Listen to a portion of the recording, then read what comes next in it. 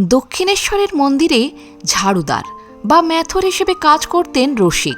একদিন শ্রীরামকৃষ্ণ যখন পঞ্চবটী থেকে নিজের ঘরের দিকে ফিরছিলেন, রসিক সাহস সঞ্চয় করে তার পায়ে লুটিয়ে পড়েন।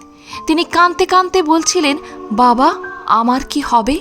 আমি তো খুব নীচ, আমার কি মুক্তি হবে? ঠাকুর রসিকের সরল বিশ্বাস ও ব্যাকুলতা দেখে অত্যন্ত প্রীত হন। তিনি রসিককে অভয় দিয়ে বলেছিলেন, তোর হবে রে, হবে, ভয় নেই, তোর হবে, তুই শেষের সময় আমায় দেখতে পাবি। রসিকের শেষ জীবন অত্যন্ত পবিত্রভাবে কেটেছিল। তিনি ঠাকুরের নাম জপ করতে করতে নিজের কুঠিরেই সাধনা করতেন। রসিক মৃত্যুকালে হঠাৎ আনন্দিত হয়ে ওঠেন এবং সামনে ঠাকুরকে দেখতে পাচ্ছেন এমন ইঙ্গিত করেন। তিনি উচ্চস্বরে বলেছিলেন যে ঠাকুর স্বয়ং তাকে নিতে এসেছেন। শ্রীরামকৃষ্ণের দেয়া কথা অক্ষরে অক্ষরে ফলে গিয়েছিল। মৃত্যুর মুহূর্তে রসিক তার আরাধ্য দেবের জ্যোতির্ময় রূপ দর্শন করেই দেহত্যাগ করেন।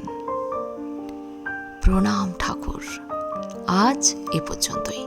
যদি ভিডিওটি ভালো লাগে একটা লাইক অবশ্যই করে যাবেন। ধন্যবাদ।